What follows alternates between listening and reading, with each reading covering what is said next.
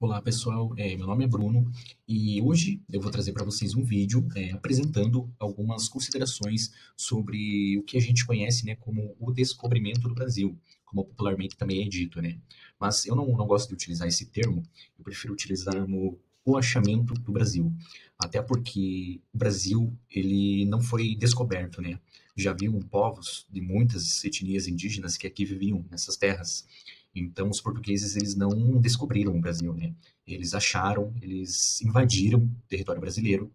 E no vídeo de hoje eu vou apresentar algumas dessas considerações. Bom, tomando como ponto de partida, nós temos a chegada dos portugueses no Brasil.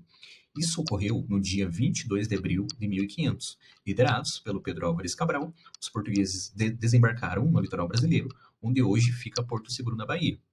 Como eu já havia citado anteriormente, não se tratava de uma terra desocupada, uma terra sem ninguém.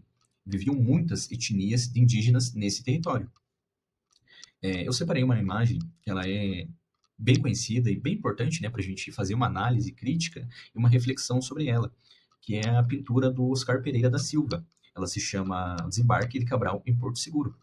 E essa imagem, ela foi feita, foi realizada, né, no momento crucial da história brasileira. Era o início da Primeira República, após a queda da monarquia, e o Brasil ele buscava forjar uma identidade nacional.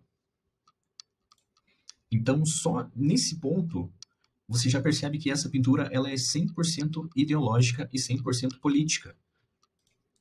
E aprofundando um pouco mais nessa essa composição, você percebe que os portugueses, o Pedro Álvares Cabral, eles estão ali praticamente no centro, né, da pintura, da imagem. Todos com ali roupas nobres, né? O Pedro Álvares Cabral com seu traje nobre, muito iluminado, muita clareza, né? Como retratando assim um homem bom, né? Um homem de paz que veio trazer a ordem, né, para essa terra. Já do outro lado, ali, né, no canto inferior esquerdo, você percebe os indígenas numa paleta de cor um pouco mais escura, né? É, nus ali praticamente, desorganizados, curvados, com um certo receio, né? Uma curiosidade. E é muito interessante, né, como essa pintura ela oculta o conflito, a resistência, o medo, a violência que foi o processo colonial, né? E é muito interessante como essa estrutura dessa imagem ela estabelece, né, uma hierarquia visual, ideológica claramente, né? O europeu ali, os portugueses, são a ordem, são a razão, a fé, o progresso, né? Enquanto o indígena ele é a natureza, a emoção, o atraso, né? Então eu deixo também para vocês que vocês façam essa reflexão sobre essa imagem, sobre essa composição, o que vocês enxergam nisso, ok? Bom, para a gente entender um pouco melhor como os portugueses chegaram aqui, bom, tomando como ponto de partida, nós temos a chegada dos portugueses no Brasil. Isso ocorreu no dia 22 de abril de 1500. Liderados pelo Pedro Álvares Cabral, os portugueses desembarcaram no litoral brasileiro, onde hoje fica Porto Seguro, na Bahia. Como eu já havia citado anteriormente, não se tratava de uma terra desocupada, uma terra sem ninguém. Viviam muitas etnias de indígenas nesse território. Eu separei uma imagem que ela é bem conhecida e bem importante, né, para a gente fazer uma análise crítica e uma reflexão sobre ela, que é a pintura do Oscar Pereira da Silva. Ela se chama Desembarque de Cabral em Porto Seguro. Aqui eu trouxe uma linha do tempo das grandes navegações portuguesas, mas é importante a gente considerar que os portugueses eles se estruturaram como reino, Estado moderno, antes de outras nações europeias abandonarem certas estruturas do mundo feudal. O território reduzido, a crise de produção de alimentos, a queda de Constantinopla em 1453, que fechou ali, né, as portas das rotas comerciais entre o Oriente e o Ocidente. E também a posição geográfica favorável em que os portugueses se encontravam, né, facilitou o impulso desse projeto lusitano. A partir ali da chamada Reconquista, a Península Ibérica ela foi libertada das mãos dos mouros e os portugueses dão início ali à expansão do reino. A conquista de Celta em 1415, a ocupação das Ilhas Atlânticas, como Madeira, Canárias, Cabo Verde, o estabelecimento de portos do continente africano também, possibilitaram a chegada tão desejada às Índias, né? Até que chegamos no famigerado momento em que o Pedro Álvares Cabral encontra o território brasileiro, né? Ele acaba achando aí o território brasileiro, resultado de uma rota desviada para as Índias. Essa esquadra que chegou no Brasil, ela era formada por 13 navios, 10 naus e 3 caravelas, e cerca de 1.500 pessoas estavam nessas embarcações, ali incluindo escrivão, padres, cartógrafos, navegadores e etc. E aqui nós temos a primeira missa, né?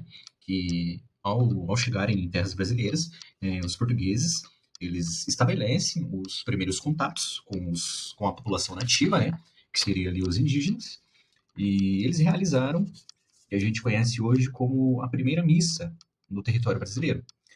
No entanto, esse fato ele é muito distante do que é retratado pelo Victor Meirelles, que é o autor dessa imagem, dessa pintura, né?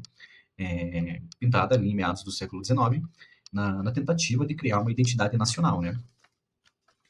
Aqui, como no caso lá da imagem do Pedro Álvares Cabral, né, chegando no território brasileiro, a gente também pode e deve fazer uma análise crítica dessa imagem, fazer uma reflexão do que ela traz para a gente, né? Você pode ali perceber que os indígenas, apesar de serem os habitantes originais desse território, né, eles são apenas os espectadores, eles não são os autores dessa imagem, né? A obra ali reforça a narrativa que a história do Brasil só começa com a chegada do europeu, apagando séculos de presença da cultura e da autonomia que os indígenas tinham, né? Então, mais uma vez eu digo, é muito importante a gente refletir e fazer uma análise crítica dessa imagem, porque ela é um retrato ideológico que transforma a invasão em um encontro, e a imposição em uma comunhão, né? A imagem é uma imagem de poder que busca convencer o espectador de que o Brasil nasceu de uma cerimônia pacífica, né? Que não houve um processo de conquista e resistência. Aqui nós temos a carta que foi escrita pelo Vaz de Caminha em 1500, durante a viagem do Pedro Álvares Cabral às Índias, quando a esquadra portuguesa avistou que hoje é o território brasileiro.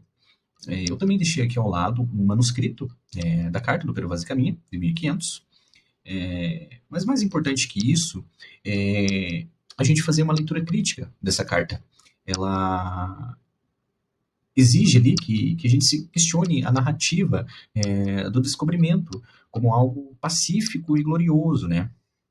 Ela parte ali de um discurso colonial que neutraliza a conquista e a inferiorização dos povos originários, no caso ali os indígenas, né, que aqui habitavam. Essa carta, portanto, ela é um retrato do olhar do colonizador, que revela mais sobre os valores europeus, sobre ali os valores portugueses, né, do que as próprias pessoas que aqui viviam, né, que ali seriam os indígenas.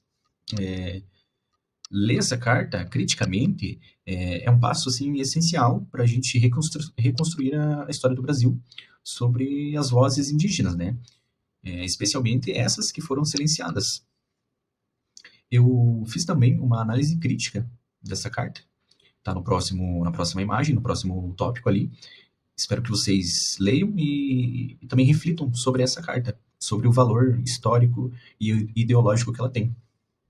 E para vocês lerem e também terem esse insight na cabeça de vocês para fazer essa reflexão, essa análise crítica sobre o que essa carta também quer dizer, assim como as outras imagens que eu já passei, todas elas têm um cunho ideológico e um cunho político. Então, a gente entender esse processo e fazer essa reflexão é muito importante. Bom, e nesse último bloco, eu coloquei aqui os indígenas novamente, só para a gente relembrar que quando os portugueses chegaram no Brasil, já se estima que já haviam cerca de 2 a 8 milhões de indígenas vivendo nessas terras, né, organizados ali em diferentes aldeias, espalhados pelo território, e eles não eram um grupo homogêneo, né, mas sim diversos entre si, com muitas línguas, culturas e organização social diferente, certo? E por muito tempo a gente foi induzido a crer no mito do descobrimento do Brasil, né, na formação do Brasil pelos portugueses. a teoria do eurocentrismo é um termo utilizado para designar, né, a centralidade e a superioridade da visão europeia sobre as outras visões de mundo, no qual coloca os portugueses ativamente como os descobridores, enquanto os outros povos, em especial os indígenas, né, e os africanos, eles são como os sujeitos passivos dessa história. Então essa narrativa, ela foi construída e difundida ao longo dos séculos, com obras de arte, documentos oficiais e até mesmo livros escolares, né? Essa narrativa, ela silencia resistências, estratégias políticas e formas autônomas de organização indígena, fazendo parecer que a história brasileira, ela começou com o europeu, com os portugueses, né? E que os indígenas, eles ficaram de fora desse processo. E contrariando esse mito, né, da passividade indígena, os indígenas, eles resistiram desde o primeiro contato e eles seguem resistindo até hoje. As resistências, elas ocorrem e ocorreram de formas variadas.